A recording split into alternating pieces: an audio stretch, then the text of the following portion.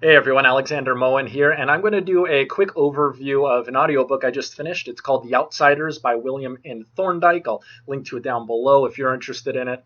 And just as a caveat, I'm generally pretty skeptical of books that try and highlight businesses or executives that do things differently.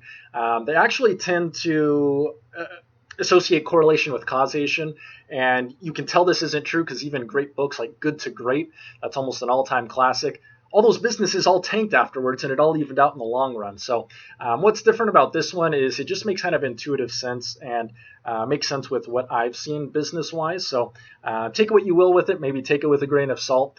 But some of the key takeaways was to really focus on cash flow. And if you're a public company, to also focus on return to shareholders.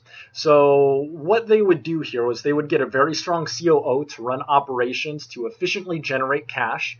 But then the good CEOs, they were more capital allocators. So they made just a handful of really smart decisions on where to invest that capital that was going to increase that cash flow.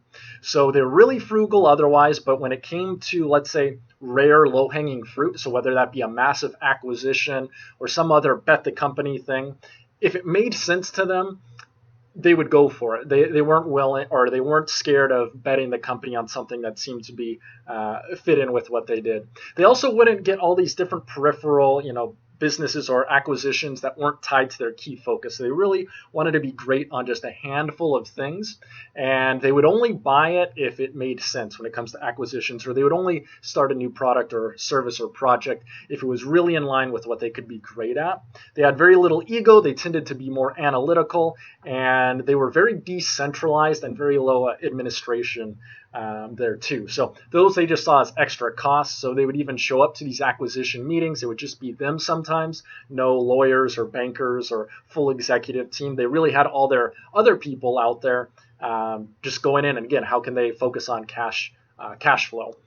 Some other things too you might be familiar with. Buy low, sell high. As much as that makes sense, most people don't actually follow this, right? So during times of uncertainty or down markets, people tend to hold on to their cash. They didn't necessarily do that. They would snag opportunities at those times when it made sense. And when things were smooth and calm and going well, they tended to not be very active. And also for public company people, when their company was undervalued, for whatever reason, maybe it's bad PR, just inevitable ebbs and flows, they did mass share repurchases. So when they knew that they were undervalued, they would just focus their cash flow. That would be their investment.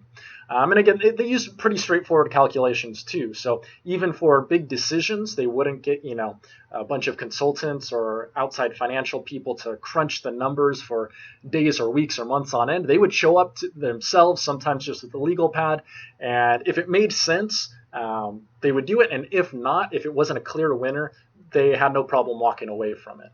So those were my key takeaways. How can you focus on cash flow? How can you minimize bureaucracy, trust your people, and be decentralized and just have them focus on cash flow? That's really the key there. So let me know if you have any questions. Have a good one, everyone.